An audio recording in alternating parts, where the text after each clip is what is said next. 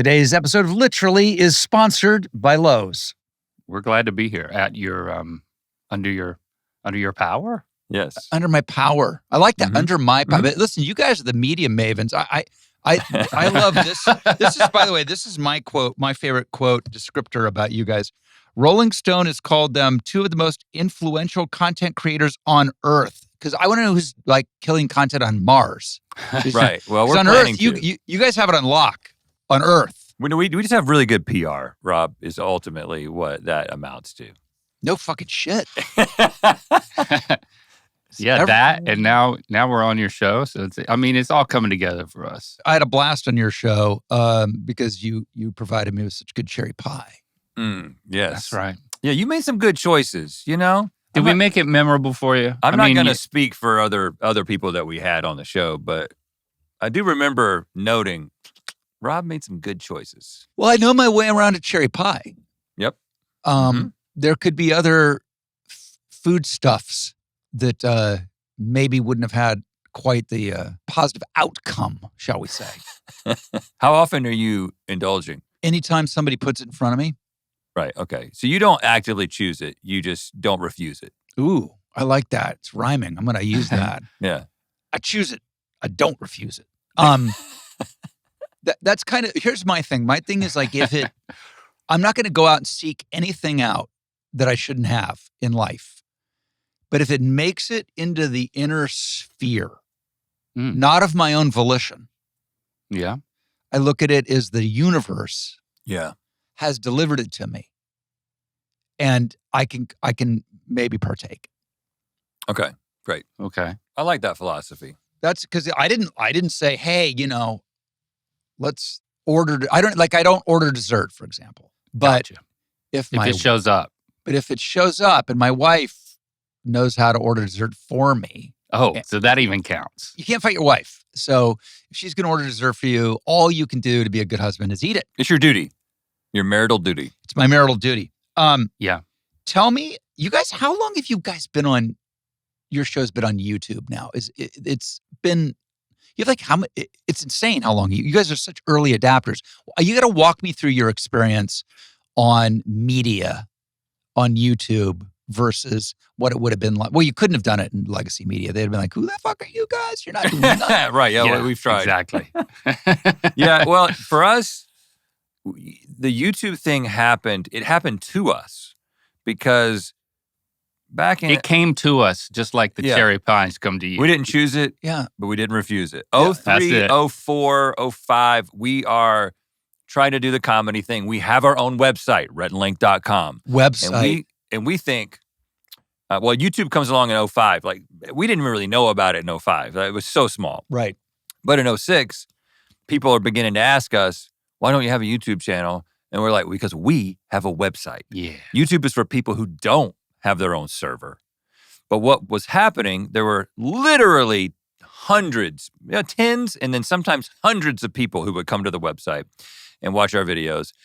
But you could take those videos and download them. Because it was just a QuickTime player. Matter of fact, I'm pretty sure when people watched our videos on our website, somehow we ended up having to pay for it. Oh, yeah. It was based on how much traffic we had. It's an amazing business is the model. deal with it we had.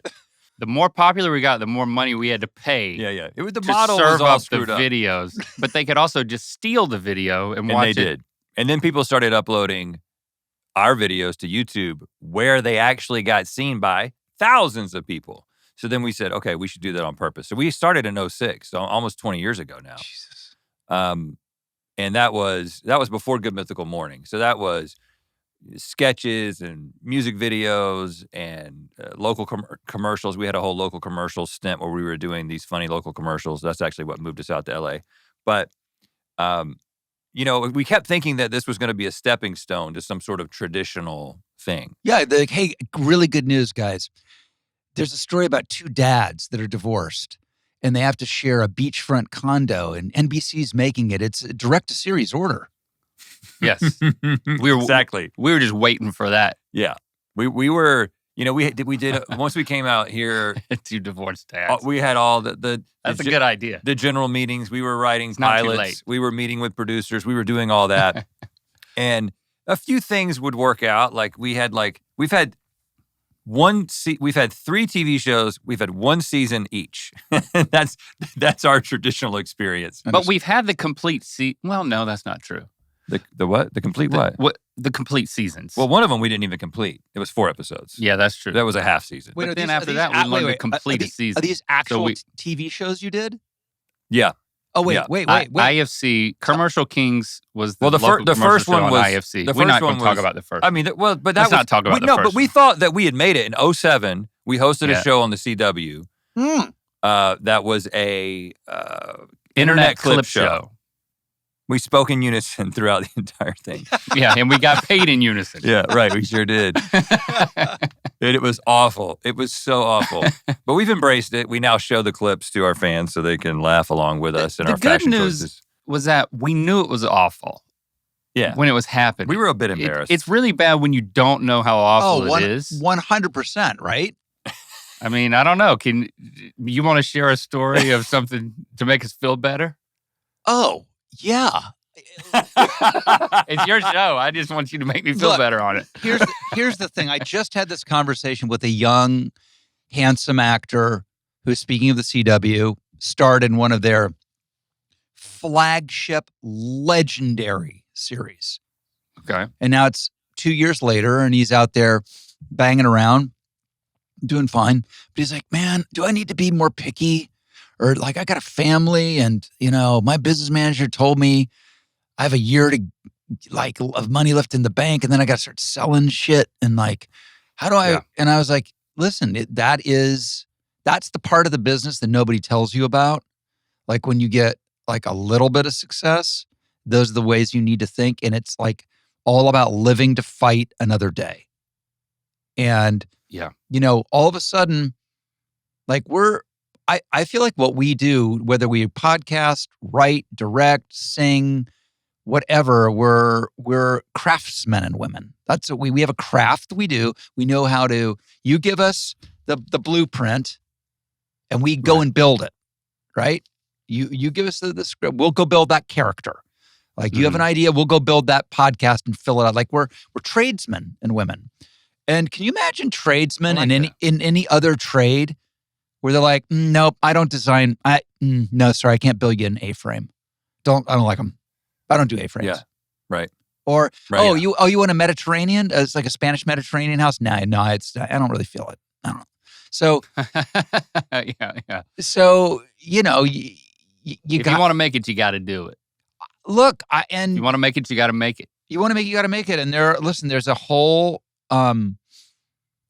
school that came up in the 70s where it was almost beneath actors to actually work. Like, like Warren Beatty made a movie every 3.5 years. Yeah. And there's still people out there like that. But then on the other side of the fence, you have people like Michael Caine, who took an enormous amount of shit for doing movies that were shit. But he also did movies that were breathtaking. And I've talked to him about it. And he's like, I'm an actor. I like to act. That's what I do. And by the way, Jaws 2 paid for that house that my mother's living in. You're right. I feel that. For whatever that's worth, that's my sermon from the mountaintop du jour. Yeah, I feel, the way we relate to that, especially at that point where we were trying to figure out how to gain traction in the world of entertainment, when what we really had was each other and the small audience that we were building on YouTube. We would have enough success to then do something like the IFC show, Commercial Kings, or the Food Network show many years later. But it would always kind of bring us back to where we had more control and more opportunity. And really, it's just saying we have more control was just like a side benefit. Really, it was we have to go where we have the opportunity and where we can reach our audience. Yep. And there's always been these cycles of coming back to that realization that like, hey, we got it good over here. The grass isn't always greener just because you want something and it feels more. I think the temptation for us is to skip over to something more traditional because it's legitimizing. And we've been in this world for, 2 decades now that's been this parallel development in entertainment that's pretty much completely separate.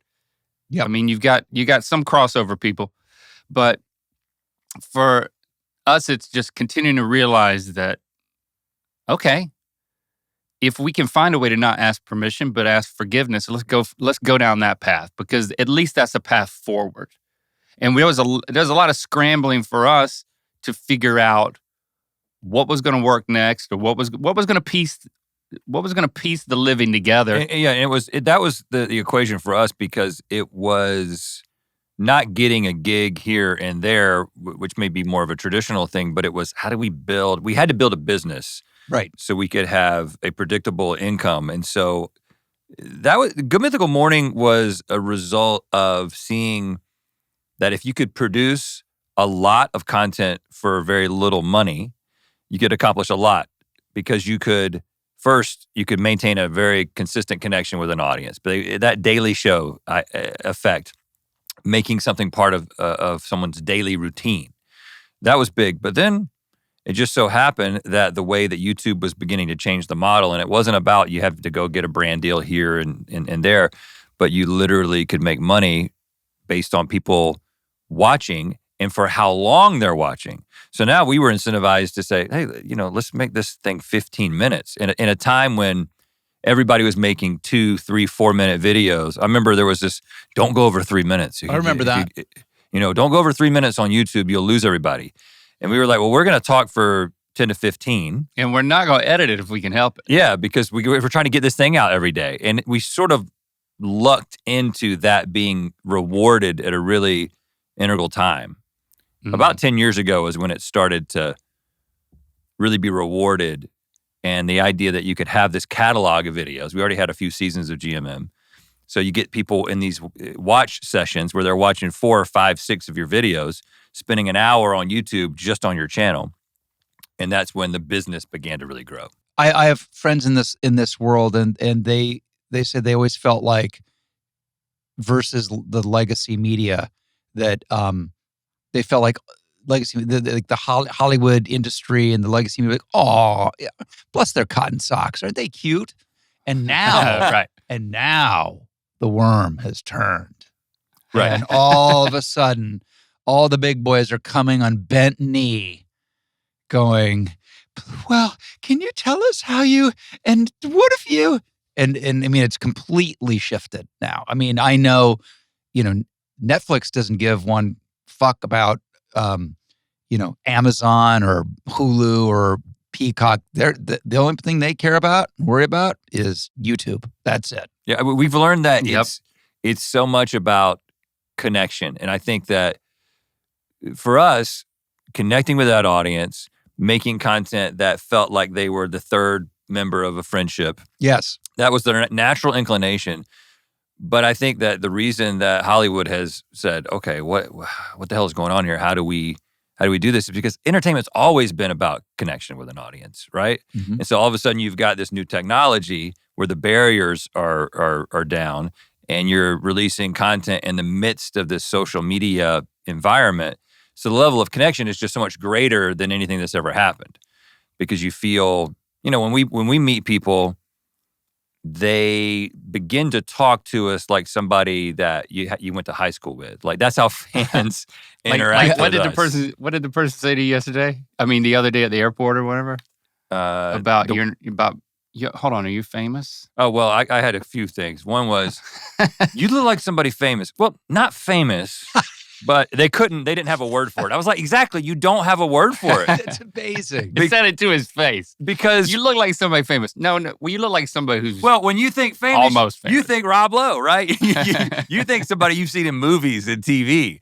Somebody that you feel like, I don't know how I can connect, but if you see somebody that you've watched on YouTube, you feel like this is like the guy I went to high school with, Yeah, it's the guy you meet at the, you watch TV at the bar or whatever. From the Starbucks. That it's funny, that connection used to be like the sort of anthropological discussion of that I remember having with Michael J. Fox in the 80s when I was doing movies and he was on Family Ties. Uh-huh. And we would roll up in his red Ferrari and people would recognize us both, and watching the different, how we were both recognized in different ways, because he was in people's homes. And they felt like they knew him. And because I, at that point, was exclusively doing movies, the way they reacted to me was completely different. And the same now true for what you guys do. And I even see it with podcasts. It's a much more intimate, emotionally connected. Somebody once said that literally even the fact that in a movie you're looking up to someone, physically looking up to them, the angle of your eye makes it an element of untouchability, unrelatability. It makes you kind of like some sort of a weird deity, as opposed to somebody that you have an emotional heart-to-heart connection with. And also the size of their head. It's a big head up there. That's right. Look how big that guy's head is. If you can get your head to be like 8 feet across in somebody's field of vision, it's like that does something emotionally that they can't process normally. I could jump in a pour. That scares me. I'm not going to speak to him if I ever see him in public. Right. I fantasized about jumping into his pour. I could swim in her eyeball. Right. Exactly. Yeah, it's a real thing. How have you gotten to the point where you worry about having done so many hours of content where you go, have we done this bit? We did this. Wait, we've done this. Wait, have we? Yes, definitely. I mean, because we're approaching 3,000 episodes of Good Mythical Morning. It's insane. And, a lot of it is food, because food brings in so many people into our world. And then, so like 5 videos a week, 2-3 times a week, we're doing something food related for years. And then we are then trying to not do food related content the other time in order to create a variety show. This is not just a food show, it's a variety show. But you find yourself, we find formats that we can go back to on a monthly basis. Like once we discovered that our culinary team could make dishes from anywhere on earth, they could emulate them, and then they would feed them to us, and we would guess where they were from by throwing a dart at a map. And something just as simple as that, you throw these accoutrements on it, like, okay, we've got our producer playing a cartographer character who measures the distance between the dart and the correct country. But these episodes develop a life of their own, and it's like mining for gold, because now, we can go back to this. For years, right? We had a series called Will It, where we would take an item like pizza and we'd say, okay, will it pork brains, will it pizza, kind of a thing. We're like, okay, we can do this for years if we just do it once a month. But then there's things that you forget you've done, and you got to search. We have a spreadsheet, so we got a big old spreadsheet. In the writers' meeting. There's a monthly pitch meeting, and Stevie is our chief creative officer, has been with us since sort of the LA year. So we brought her on in 2012, and she helped build out the studio and the team. Was she your first? She's been there. Was she the first hire? Like that's the other thing I was curious about is when does it go from like literally mom and pop to building? We always had just one person helping us edit. That's the extent of our team up until Stevie, and then Stevie came on and actually started producing and planning, and then built out a team. Got you. With us. So she has the best point of reference for what we've done, and a lot of times somebody will pitch something. It's like, oh well, we've actually done something about that particular subject maybe 5 times, but here are the 5 videos that we've done, and here are the different angles, so we've got to find a new one. But something we started doing recently that people who've been watching for the entirety of the show, which there's a lot of people who started back in the day, and they were maybe in high school, and now they're starting families. But we would do something like, okay, we're going to rank all the chicken nuggets from fast food places. Yes. but we're gonna blindfold blindly ourselves guess and them. see if we can identify where they're from. Super simple concept, very relatable. When we started doing it, very few, if any, people were doing this on YouTube, but it just works so well years ago. Right. And so, but then that was 8 years ago. And so we've started this thing, these Reduxes, where we go back and we do it again. Because we don't remember what we said we liked. We don't remember what we guessed. Yeah. So we do the exact same format. And then they intercut that 8 year ago show. That's great. That's awesome.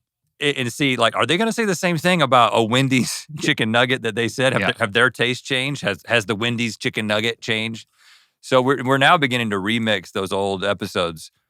And we are getting better depending on what it is. Like that's true. We redid our fast food taco taste test. Ooh. And I mean, it was like 8 or 10 years later. And from having a failing score of like... I almost got all of them right. When we did it again, you went from getting 3 out of 6 or 7. Well, we've had a lot of fast food, almost exclusively on the show. 7 out of 7. Yeah. Have you ever gone to a restaurant chain and you're like, yeah, I'll have a Big Mac, and they're like, no, you fucking won't. I saw what you guys said. I saw what you said. You're not getting a Pepsi. Sorry. Order a 7-Up. I saw what you know. I went to. I have like the super bougie LA version of that. Yeah, give it. Oh, yeah. I did not go to, because I don't get that at like Mickey D's or any of the fast food places. But Christy and I were invited. I think you and Jesse were invited too, but you were out of town. So we went without you. We were invited to this sushi event, like this private event, very small, invitation only, where a guy's putting on this as an experience, and then he's bringing in the sushi chef, and they got like 20 courses that you're taking. By the way, just for me, anytime somebody describes what I'm about to eat as an experience, I'm out. You don't like that? I'm Rhett, you're very much in, and I'm on the fence. So we've got all 3 of these. Dude, I don't need the. You know what I understand. need? I need good food. I need good food, and I need it quicker than not. And you don't want a story. You don't want a spiel. I have too many stories. I don't need more for my food. I just want to eat. I totally get it. Listen. Here's where I'm on the same page. Okay. But if they give you sake every single time, if you the start waiter, to like it. If the waiter is the one responsible for, like, I went to this place one time that was, fancy 12-course thing. Jesse and I went, and the waiter comes out and he's having to say the thing that the chef has told him to say, and there are all these things that are like personally inspired. And that got annoying because I was like, you don't care about, you just, if he was coming out here and like telling me this story and serving it to me, but like, I don't need, I just want to eat this little thing and get to the next thing. And I think part of it is look, I don't mean to sound like a dick, but like, we're professional storytellers. We know how to tell a story. Storytelling built my fucking house. So if you're going to come out with some story with your apron on, don't bring me any of that weak cheese. No pun intended. Like throw down, or just feed me. So if you went to one of these, the chef would be shaking in his boots having heard this. Right. My version of that is when I walked in, he's been preparing his stories. Yes. For me, Rob. Oh boy. But it turns out he was familiar with the show because once he introduced himself, like 10 minutes in, he was like, yeah, when I saw you walk in, I was like, why the fuck is Link from Good Mythical Morning coming in here? He doesn't even like sushi. Oh, he knew that. And he was right. Amazing. He was right. Like so I put him on his heels, but I will say he won me over.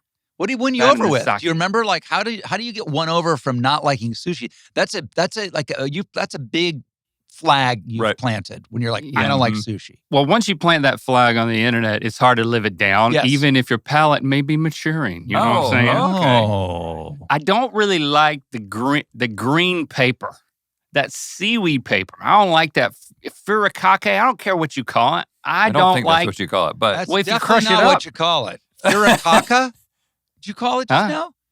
You called it a spice. Furikake. I think it's called nori, right? Nori. What's furikake? That's like a topping for your poke bowl. But it's got the green stuff in it. No, but you're talking about seaweed, dried seaweed that you wrap around. Are you talking about that?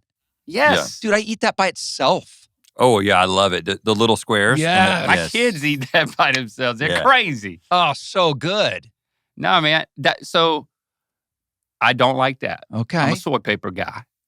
But then there's none of that when you're going like with this. As long as you don't hit me with the uni, I'm actually okay. Dude, you and I'm sorry, we part ways now. We are permanently parting ways. I'm afraid you don't to like say. a story and you love uni. I love Japanese. I love Santa Barbara uni. Comes from my hometown, Santa Barbara, best in the world. And Japanese uni, and I can tell you the difference in a taste test. And I don't need it. I can eat it just like with a spoon. What? Yep. See, this guy here will eat anything, and I'm always the complainer, and he's always the yes, I'm gonna eat this. But isn't this one of your few? Well, I haven't. You don't like liver, and you don't like uni. I haven't been able to make myself like liver, but my uni experience, the first time I ever had it was at I mean, I didn't have sushi until I was probably 30, because the first place that came to North Carolina was like a sushi buffet, and so I really didn't have sushi until I came to LA. But we went to this nice place, omakase experience, and there's an uni course, and it was big, and I'm not scared to eat anything, but by the way, did it have a quail egg on top of it? I don't recall. Because that's the other thing. They'll throw the raw quail egg on top for good measure sometimes. I don't remember if that was the case. I just remember it was on the border of, I think I can put this whole thing in my mouth, but I'm not sure, that size of sushi. Yes. Yeah. And I did it, and then that was when I realized, oh God, I am not going to be able to get this down. Uh-oh. But it wasn't like a round table. Jesse and I were just at this little table by ourselves. And I was like, I'm going to do something I've literally never done at any meal, maybe since I was a kid, definitely never at a restaurant. I'm going to act like I'm wiping my mouth, and I'm going to put it in the napkin. Oh. Oh, yeah, I know that move. Yeah, That's a good so move. I haven't tried it again since then. What? So maybe I'll have to have some Santa Barbara and some Japanese uni with you. and Blindfolded. And that's how we're going to do it. Oh, you can come back on the show, or we can just meet at your favorite place. We found the next thing the three of us needed to do. It's all about uni. By the way, good title. All about uni. Yep. Mm-hmm. I think that's going to be a good one. Because we are going to have such a hard time with it, and you're just going to be very analytical and enjoying it. I was on a plane with Gordon Ramsay, and I love Gordon. He's the best. And I was like, tell me what that I don't, that would horrify me and prevent me from ordering something I'm likely to be ordering currently at a restaurant. This is the last thing I would ask him. Hey, ruin something for him. Ruin something I love. Well, he did. Guess what it was? Oysters.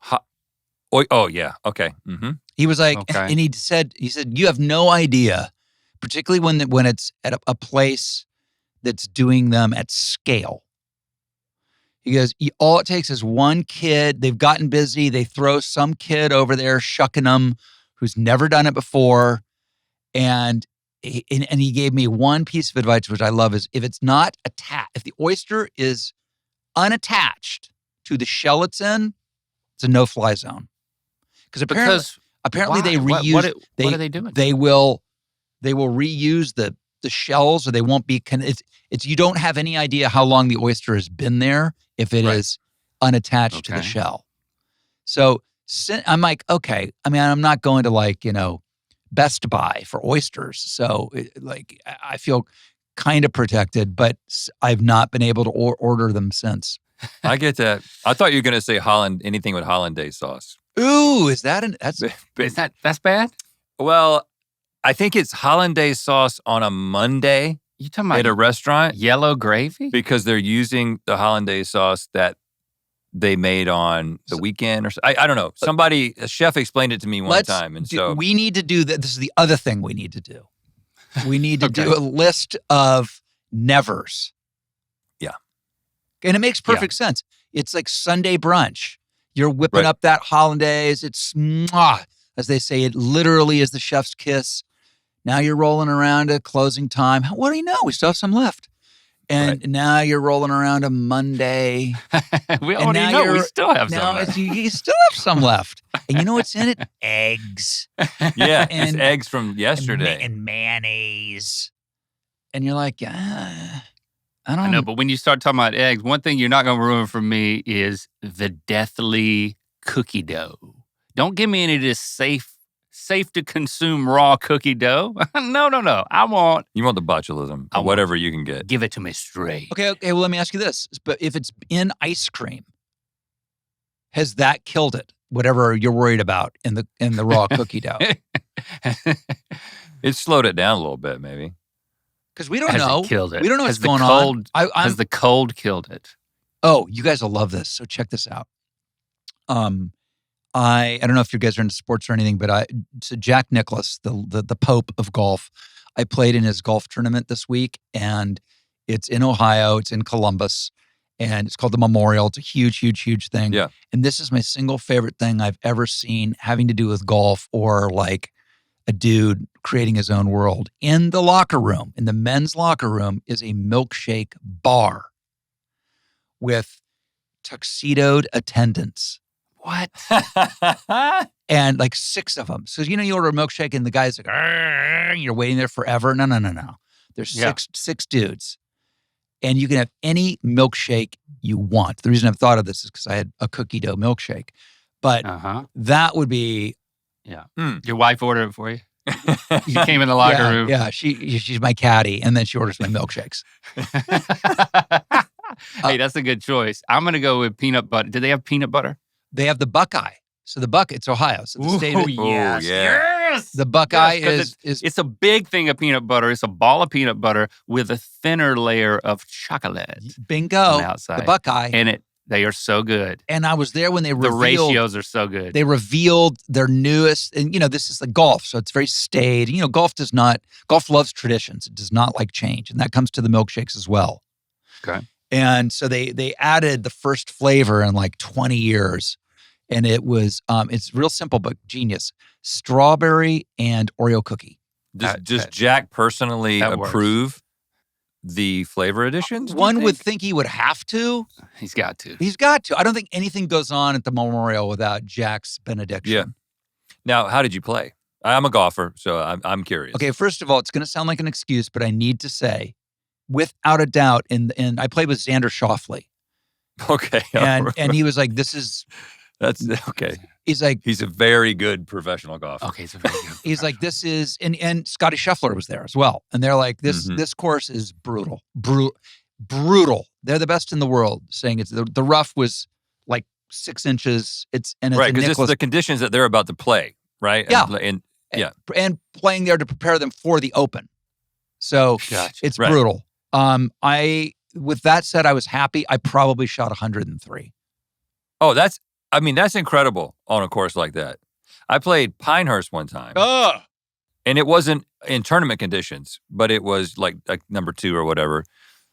And I couldn't get the ball to stop on the green ever. Unless I just let it land about 10 yards short of the green and roll onto the green. So I could imagine playing. It's brutal. The best thing is the milkshakes. Talking to the real golfers. Right. Yeah. And having the milkshakes. We should do a milkshake test next time.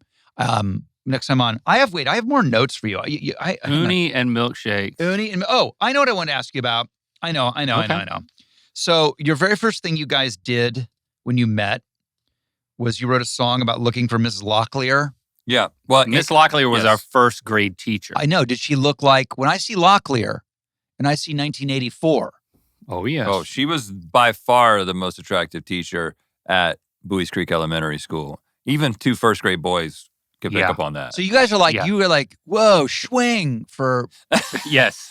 Miss Locklear. And we never forgot it. Tent pole. We never forget. Exactly. Yeah, because we have a fond place in our heart for her because she is the one who introduced us by holding us in from recess on the first day of first grade because we were writing nasty words on it.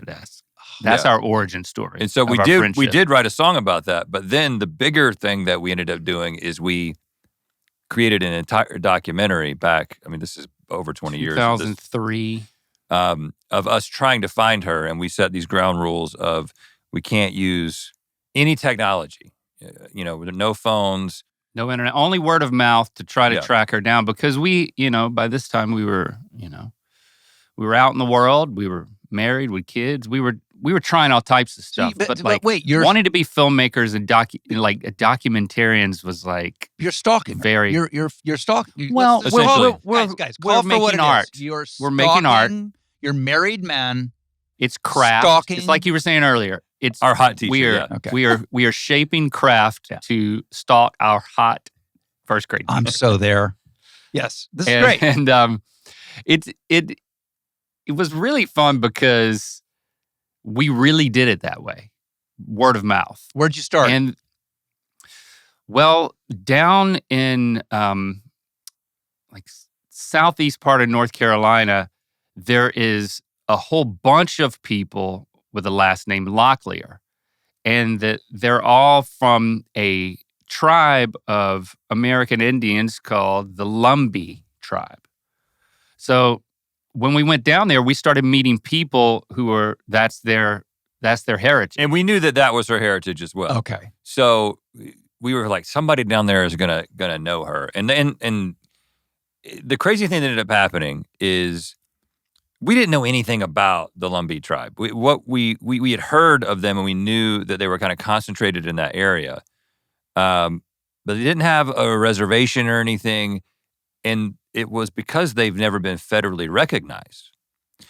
And so they had been on this many years long quest for federal recognition. We end up, because historically they were never, it was kind of I don't know if diaspora is the right word, but there was like, they were, as a tribe, they were never moved to reservations. Got you. Like Trail of Tears, all, Yep. all of that. So they were just kind of like hanging out in this area of North Carolina. Right. But they had been trying to, with their own identity. So the long story short, the documentary becomes about us learning about their struggle. We go to D.C., we go to the Bureau of Indian Affairs. John McCain is overseeing the case. And so we learned about that, and the movie is this sort of parallel story of us trying to find Miss Locklear while they're trying to find federal recognition. Amazing. Amazing.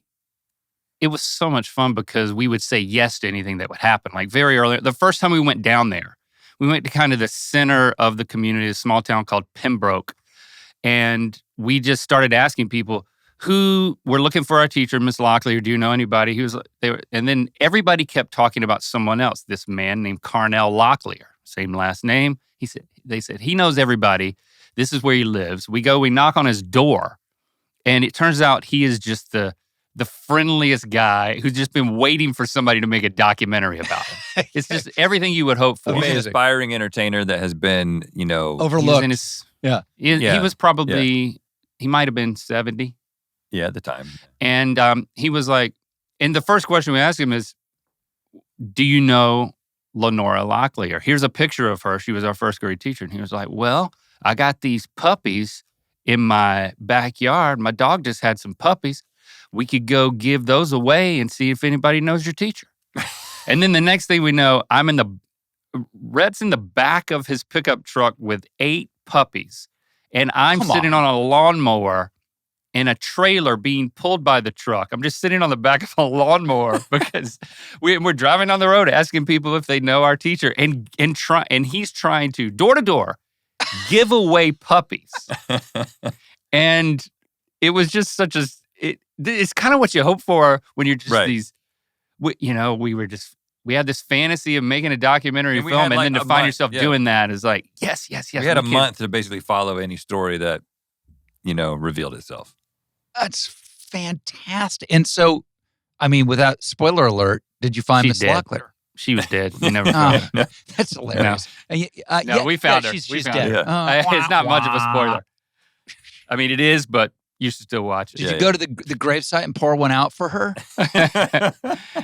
No, we met her, and it was very surreal. It was a good ending. I love that. It didn't lead to more documentaries. I think it's one of those itches that we still want to scratch. But I think when we started making those local commercials, it kind of scratched that same itch of like working with real people. We were actually gifting commercials to like small business owners. We had another sponsor who was underwriting the whole thing. So we were able to give it to him for free, but we would work with these real people to make the commercial for them, and we would use their stories. So there was this used car lot in the middle of North Carolina. And then the owner was kind of boring. But he was like, you need to meet my head salesman, which what he meant was my only salesman, Rudy. And then we got to know Rudy, and he was this boisterous guy from Cuba. He said he came over on a raft that was attacked by a shark. And he said, I'm an American auto salesman, but in Cuba, I was a gynecologist. And so the commercial wrote itself. It was Rudy, the American car salesman and Cuban gynecologist. And so it was so heartwarming to like get to know this guy selling cars. Why didn't you start your own ad agency? This is amazing. Oh, we thought about it. We got very close. We almost went down the commercial directing avenue. We were doing that for a little bit. But yeah, I think ultimately we wanted to tell stories. Yeah. And yeah, but we go back to that, working with real people. We try to find ways to, even on our, the series that we do that's more of a scripted half hour called Wonder Hole. We like to, it's mostly unscripted and improv, but we'd like to find ways to just get non-actors to participate and just put them in situations and, have those very real human interactions. Do you ever go back to North Carolina? Oh, all the time, yeah. But yeah, my wife and I have a place back there, so we're back there all the time. In all of our families, both sides of both families, basically everyone's back there. Do you get do people just go berserk when they see you back there? Every high school, North Carolina everybody is a different. It is definitely a different experience because people in North Carolina don't often see people that they know from a screen somewhere. That's right. And they just the other day when I was there, a guy is talking to me, and then he's like, "Do you get recognized a lot?" I think in his mind, he was like, this could be the first time this has happened this year. He didn't have a point of reference for does this happen? Like, just like the girl, she was in North Carolina, the one that said, you look like somebody famous, but not famous. That's not how I would describe it. So yeah, people will, but listen, we can't complain because when the first time we ever came to LA, we were at a restaurant and I'm going to blame this on Link. Yeah. Now, we were being egged on by friends from North Carolina, but John C. Reilly was sitting down at a restaurant with his friends. Yeah. And you went up to him, and I followed you for some reason. And we didn't just say hello.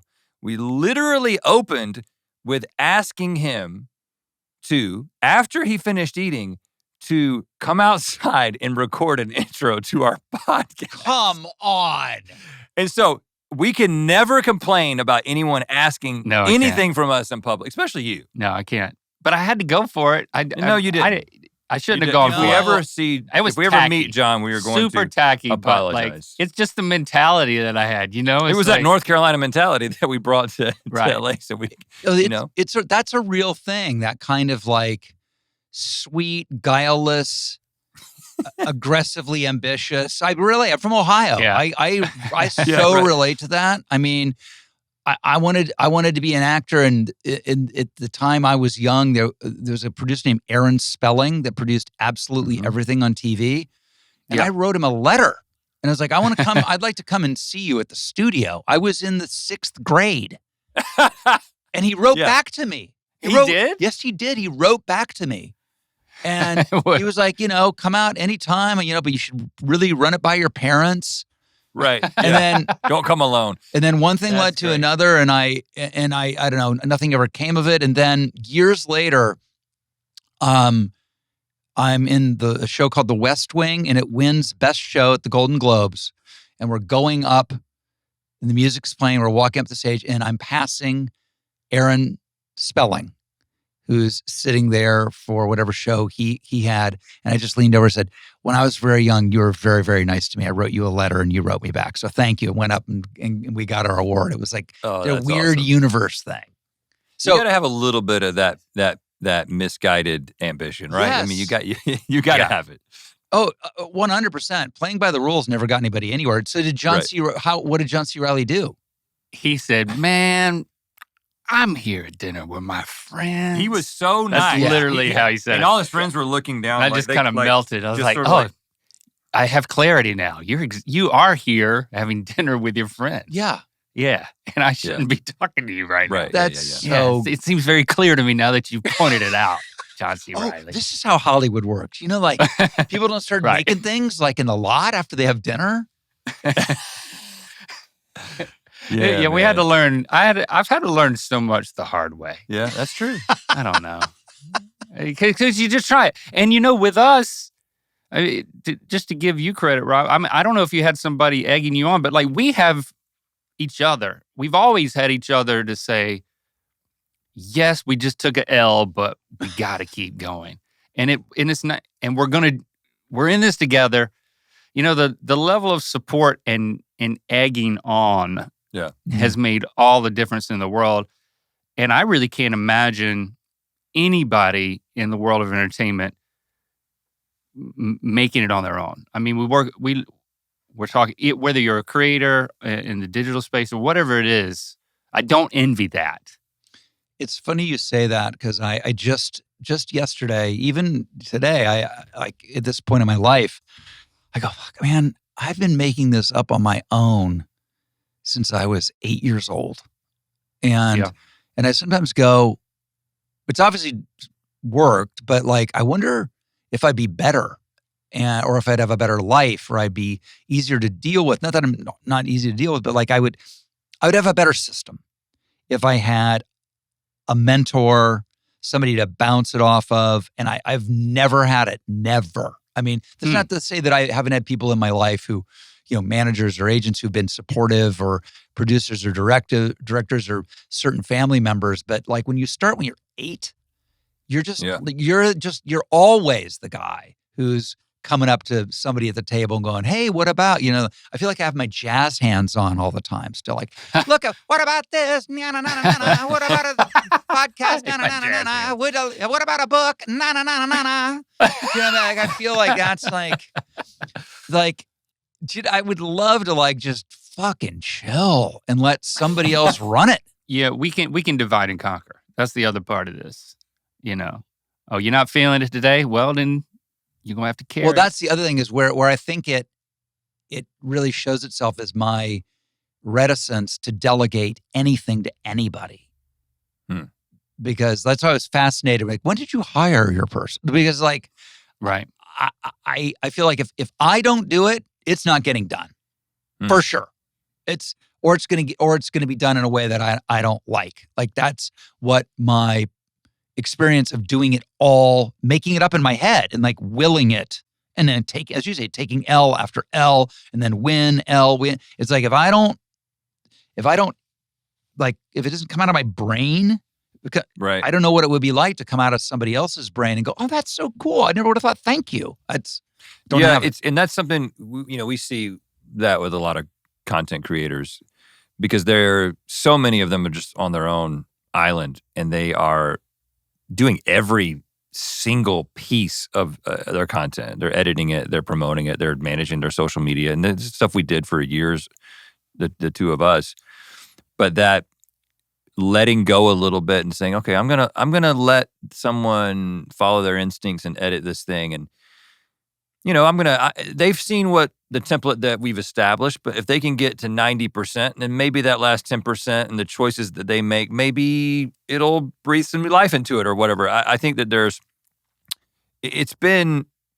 we would not be still making Good Mythical Morning. I'll tell you that right now. Right. If we were doing it the way we did it in year 1 and 2. Right. Just the sustainability of it. Right. Having a team that now is essentially making the show that we're reacting to, and they're drawing on this ethos that we established from the beginning. Mm-hmm. But the specifics of what's going to happen in each day, we actually find we make a more entertaining product when we're reacting. Yes. Oh, 100%. You know? Yes. Yes. And so sometimes that delegation leads to an evolution of the product that makes it keep going, but also makes it more interesting for you because it's not just all coming out of your mind. Yes, that makes 100% perfect sense. Yeah, and there's a couple of levels or different paths that I think we experience. You know, when you, as a creator or an artist or, you know, an entertainer, if you have ideas of what you want to do and you want to go after it, but you don't have enough time because you're doing all the other stuff, then that's a great way to like harness that motivation to hire people and delegate. When it's, I'm not able to get here because of this, but I really want to be here. I want to make this. Or I want to make 3 things instead of 1. And so that's how we started out. But then you get to a point where, like right now we have 100 employees working out of our studio in Burbank. And you get to that point when you start to delegate and then they have ideas or things spin off or hatch that have a lot less to do with you. But then you find yourself supporting and running other content streams that are coming out and also a team. So you become this kind of like, we find ourselves in this CEO like business role, like the head of like, you know, a next generation studio. These are all fun things to say. Yes. But it's a totally different career path. So you get, you know, if you start to delegate too much, you might find yourself being in charge of a whole lot of other things, and then you got to deal with that. So, I guess I sound like I'm complaining about it a little bit. Well, you don't. We learn we have to prioritize. It's a different thing, and it's hard. We have to prioritize us continuing to be content creators first. Yeah, it can get away from you, like the business side of it. So there's a good and bad to the delegation. It can get away from you. It's so funny, like on circling back to the legacy media, like everybody's trying to figure out the new. You guys are there. It's like everybody wants to be where you guys are. That's the great irony, is everybody wants to create a new studio using all of the new technology that exists to, you know, low overhead and go right to the people but do it at scale. And how do you do it when you're entrenched with gigantic office space and, you know, 75 mid-level managers and like, it's like, you guys are there. It's sick. I mean, we're having a good time. It's a lot to constantly still by the way, you figure should out. see, I'm sitting here in the big fancy studio and everybody's going nodding, going, yep, that's right, yep. Everybody's trying to reverse engineer being up on the Mount Rushmore of entertainment. You know, I want to be those scrappy startup guys. How do we do that? Right. Yeah, right.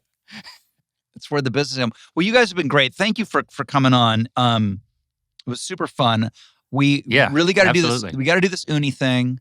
Yes. We got unis. We got milkshakes. 2 gross things. We could do a gross episode where it's like, can you imagine fucking eating uni and a milkshake even in the same day? Would be disgusting. Or with the same dish, an uni milkshake. Oh, dude. I can tell this is going to happen, and I'm not comfortable, but that's a good sign. That's a really horrifying. You got to do it. And we get Jack Nicklaus to join us. I'll see if we can get Jack on FaceTime. Can you imagine? Yeah, maybe you work that angle, and we'll provide the milkshakes. Yeah, that doesn't really sound like a fair. I bring Jack Nicklaus, and you guys go down to. Hey, we all have something to bring to the table. That's right. That's right. Yeah, that makes sense. All right, we will make it happen. Thanks, guys. This was a blast. Appreciate you. Yeah, guys. Great to see you, Rob. Thanks for having us. I hope you enjoyed this episode of Literally, sponsored by Lowe's.